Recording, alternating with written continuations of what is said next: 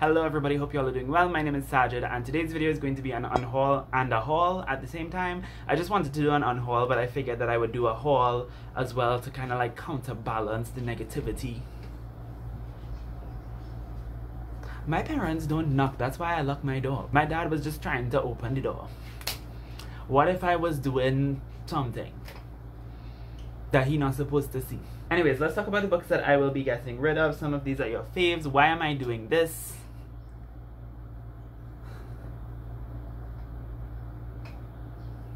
Okay, so let's do this really quick because I actually want to talk more about the books that I'll be hauling. So, Across the Universe by Beth Revis. This is a science fiction novel, science fiction dystopian YA in space. I liked it, but I didn't like it that much. Oh! That wasn't supposed to be as intense as that. Next up, Sandy Menon's books, When Diplomat Rishi, not Rini, who the hell is Rini?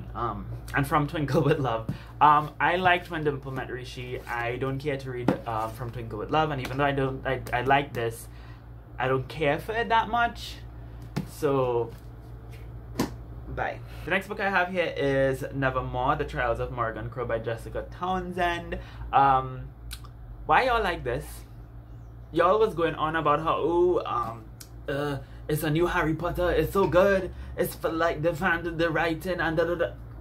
I read the first 50 pages and I was bored as freaking hell. Bow just like Harry Potter, you lie. The next two books I picked up are both coincidentally set in India. The first is A State of Freedom by Neil Mukherjee. Ask me why I own this book. I don't know. Ask me what it's about. I also don't. Why do they keep falling on the ground? They're supposed to fall on the bed. Then I have Ticket to India by N.H. Sanjay. This is a middle grade novel about a Pakistani American girl who goes to Pakistan to visit her family there, and then while she's there she goes to India to recover some family heirlooms that belonged to her family before partition. It was good, I just didn't love it that much, and I feel like kids will enjoy it more than I did, so what's the point in me keeping it? City of Brass by S.A. Chakraborty. I'm sure it's good. I feel like y'all like this book for good reasons. I'm not a fantasy person, I'm not a thick fantasy person, I'm not an adult fantasy person. This is just not something that I'm going to be able to read and enjoy. And that's on period, love. Then I have some books that I got at Bocas Lit Fest earlier this year. The first is The Dark of the Sea by Imam Baksh, My Fishy Stepmom by Shakira Bourne, and A Dark Iris by Elizabeth J. Jones. These are all set in the Caribbean. This one is set in Guyana, this is in Barbados, and then this one is Bermuda. It's not that I'm not interested in these, it's just that I'm not interested in them, if you catch my drift. And I feel like these are YA Caribbean books that Caribbean kids need to be reading, so they would do a lot better in my library, my high school library, which is where I plan to donate most of these books to, than they would in my house collecting dust. Brixton Rock and Straight Outta Crunkton by Alex Wheatle. I want to read these, but I'm not going to read them anytime soon, and I feel like it'd be better for the kids to read them. Maiev Meets by Ruth Ozeki. Ruth Ozeki is the author of A Tale for the Time Being, which is my favorite book of all time, but this one I don't care to read, and I feel like, yeah, I just don't care to read it. I just don't really care to read it. I don't have any explanation. I don't even know what it's about. Throne of Glass by Sarah J. Maas. Allegedly by Tiffany D. Jackson. This is a YA thriller that I just don't really care to read. It has nothing to do with the whole Sarah Dessen situation, which she was one of the authors who responded to that tweet. I will be talking about that in a future video, by the way, so stay tuned for that. But I just don't really care to read it. It had nothing to do with that, so I just don't want nobody to think that I'm in support of cancelling authors who were replying to a very, very out of context tweet by an author who's not going to be cancelled, who's going to continue making millions, by the way. Little and Lion by Brandy Colbert. I read half of this, completely lost interest in it, and I never picked it back up again, so what's the point? And I feel like, again, the kids will probably take away a lot more from it than I did. Then we have The House on Mango Street by Sandra Cisneros. This is a book that I read a couple years back, I think in 2015. It's really, really short and very easy to read, and if I wanted to read it again I probably would have, but I didn't, so Then we have The Sly Company of People Who Care by Rahul Bhattacharya. This is set in Guyana, but it's not written by a Guyanese author, and it's written in a way where it's like, you could tell that this book is written for people outside of Guyana and outside of the Caribbean region in general. You could just very much tell that this book is like Guyana 101. Like, at least the first 50 pages that I read was just like, this is what Guyana is like, and this is the population, and it's so diverse, and they have Indians and Africans, and I'm like, okay, sis, but could you get to the point, like, if I wanted, I could have just read Guyana Wikipedia page. What? Bye. Then we have An Ember in the Ashes by Saba Tahir. I read the first 75 pages and I just wasn't really invested. Unfortunately, fantasy is not my thing. Girl in Translation by Jean Kwok. I read half of this, and again, just wasn't really very much intrigued by it. It was interesting, I was enjoying it, but I just wasn't enjoying it enough to finish it. You know that thing where it's like you're reading a book, you're enjoying it, but you just never finish it. And maybe you would have if you were in a better mood or if you had the opportunity, but you never finish it, and then months pass and you're like, what's the point? It's too far gone. It just doesn't make sense for me to finish it. That's kind of what that book was for me.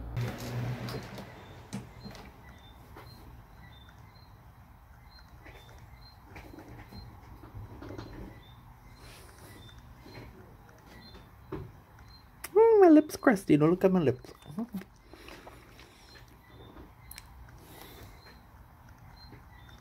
Hi. Okay, editing Saajid here. Don't look at my lips, they're crusty. Yeah, you might notice in the video that I had like this white thing in my hair. That was my hair putty. Promo code in the description. Just kidding, no. Yeah, that was my hair putty. So in case you were wondering, no, I don't have dandruff or anything like that. And yeah, it wasn't semen either. My life's not that exciting. Then we have The Luminaries by Eleanor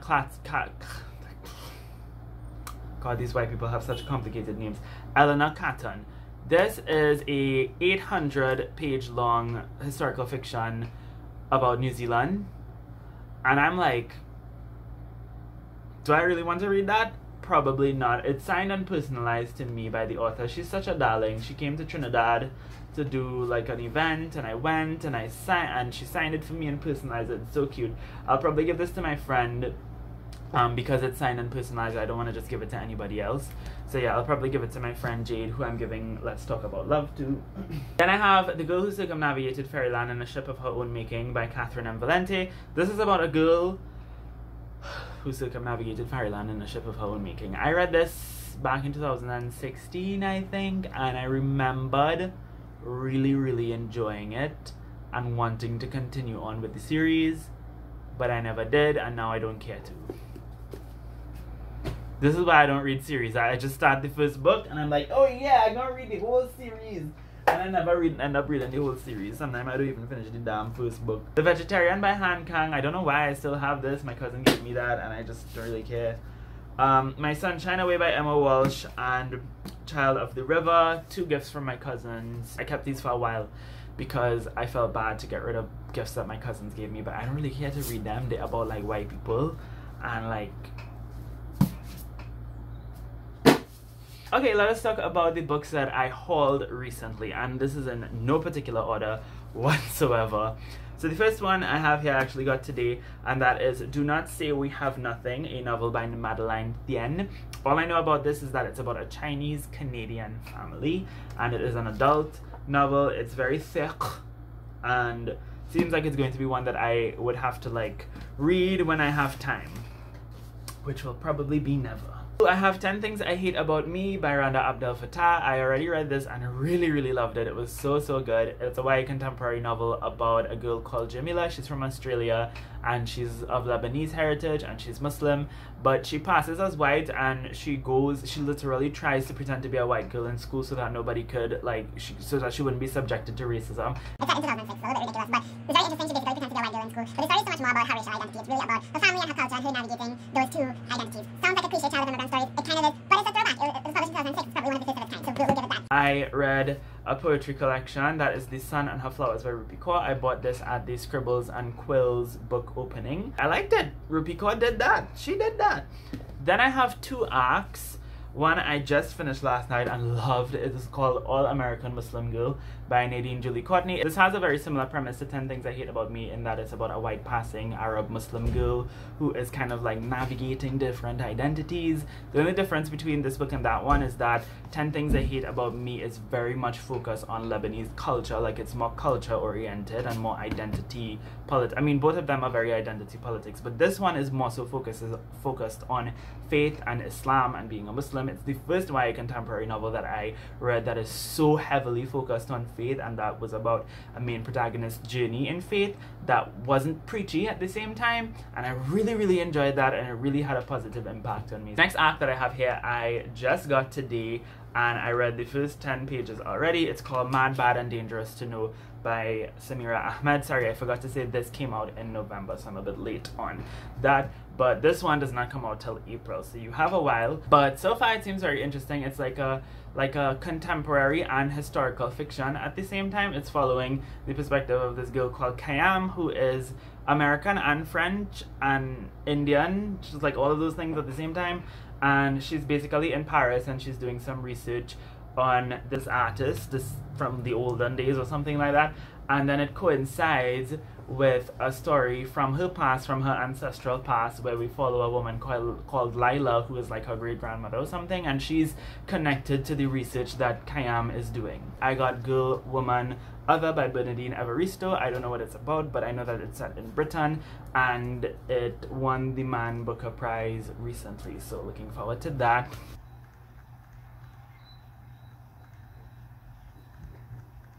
Hi. Okay, so I have anything in my nose? Okay, so yeah, I got another book today. It's called also by Bernardine Evaristo. So literally after I filmed this video, I went to the bookstore and I bought this book, and it's called The Emperor's Babe. It's probably gonna look back for front, sorry about that. But yeah, it is a historical fiction book written in verse about a woman in ancient Rome. A black woman who marries an emperor. Didn't want to leave it out. Frankly in Love by David Yoon. This is about a Korean American boy named Frank Lee, and his parents are very strict Korean immigrants who only want him to date a Korean girl, but he ends up getting a white girlfriend. So to appease his parents, he fake dates a Korean girl from his school who's also appeasing her parents because she has a white boyfriend too, so the two of them just lying to their parents so they could go see the little white people in the background, and then they both end up falling in love. And it's about the complications that arise out of that. Next up, we have Brightly Burning by Alexa Dunn. I've been following her YouTube channel for some time now, so I wanted to give her book a try. It sounds very interesting. I've been wanting to read some more sci-fi, and this is a sci-fi retelling of Jane Eyre. Also, don't tell nobody this, but I never read Jane Eyre, but I do look forward to reading a fun sci-fi novel nonetheless. Then we have The Jumbies by Tracy Batiste, and The Stars and the Blackness Between Them by Janada Petrus. Both of these are by Trinidadian authors, or Trinidadian American authors. I'm going to be reading both of these with my friend Shane from Luxurious Blue. I'll link him down below. This is supposed to be like a fantasy about Jumbies. Jumbie in Trinidad is like I guess any kind of like evil spirit, demon, paranormal entity. I mean, we just use the term kind of vaguely to refer to anything like that. And then this one is a magical realism story about two queer girls, one of whom is from Trinidad, and she goes to the States after her mother finds out about the fact that she's gay. She sends her to the States to live with her dad, and she ends up falling in love with this girl called Mabel, and they both have this like beautiful relationship. I mean, I haven't read it, so I can't tell you if the relationship is beautiful, but it looks like it's gonna be a good time, so I'm very much looking forward to it. Then I have Muslim Girl by Zakia, which is about a black American Muslim girl who converts to Islam when she's around 9 years old, and then she moves to Saudi Arabia and moves back to the States in her mid-teens, and the book picks up from there, and it's about her sort of being very confused about her identity and if she wants to wear hijab and what all of that means for her. So I look forward to reading this one. Then we have two books by the same author. They are Aminas Voice and More to This Story, both by Hannah Khan. Aminas Voice is about a girl who I don't even know what the hell this is about. Spotlight, she's happy having her best friend. Alright, so her best friend leaving, she used to go hang out with all the white girls in school, and then something Islamophobic happens. She has to deal with that. And then this one is a retelling of Little Women, but don't tell nobody this, but I never read Little Women. But this seems like it's going to be a good time too. So then we have the final book. Oh god, I'm so tired at this point. This is Juliette Takes a Breath by Gabby Rivera, and this is a YA contemporary novel about a girl called Juliette who's gay. She's from New York. She's of Puerto Rican heritage, and she ends up moving to Portland, Oregon to intern for this famous feminist writer who she really, really loves. But then when she gets there, she realizes that the feminist writer is not the most intersectional. So, yeah. That's pretty much all I know at this point. Okay, so yeah, that's everything. That's the books that I'm getting rid of. That's the books that I am keeping or that I recently purchased. What are your thoughts on these books? If you read any of them, let me know in the comments down below. All of that being said, God, I'm so freaking tired. I need to drink a bottle of water. My throat is hurting and my mouth is dry. Thank you all so much for watching this painful video. Leave a comment, like, subscribe, do all of that. And until next, God, I really am getting burnt out with this whole booktube thing. And until next time, inshallah, keep reading.